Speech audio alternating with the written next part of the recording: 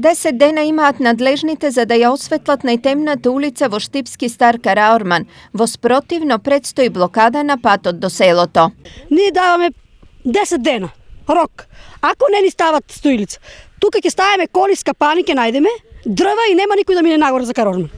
Тоа е толку више од Нивниот револт има стаж од 40 години, но сега според нив дошло време проблемот да се реши. Не може да искочам, сраме од возило, ќе те удари некој тесен пато, нема тротоар и не се гледа.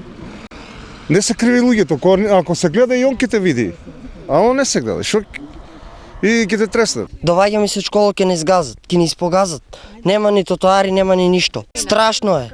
Немаме автобуска тука ние постојка, да не качува, одеме по 1 километар нагоре пешки со балиња. Летно време се, например, гледа, ама сега на Сабајле не се гледа. За жителите на Караорман, улици без осветлување и без тротоари во 21 век е недопустливо и понижувачки.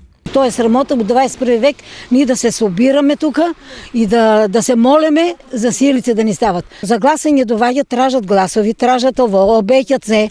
А ако дојде време да се прави нешто, се немало програма, не било ставено у програма, не било во и избегуват. Ама да знаат дека ако прават така ќе се собереме, кој ќе биде гласањето, ако не се направи, ќе застанеме, нема да пуштаме ни на гласање да идат.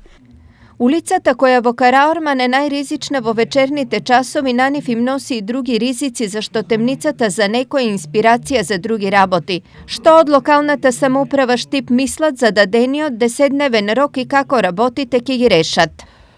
Во текот на утрешниот ден, наши екипи ќе отидат на терен да ја утврдат состојбата, пошто во најкраток можен рок ќе се започне со поставување на уличното осветлување. Инаку станува збор за улицата која во еден период стана позната ширум државата откако во нејзината кал заглавени остана и селските трактори. Набрагу потоа штипскиот градоначалник Благој Бочварски калта ја замени со асфалт, но сега голем проблем на жителите од 50-тината куќи им е осветлувањето.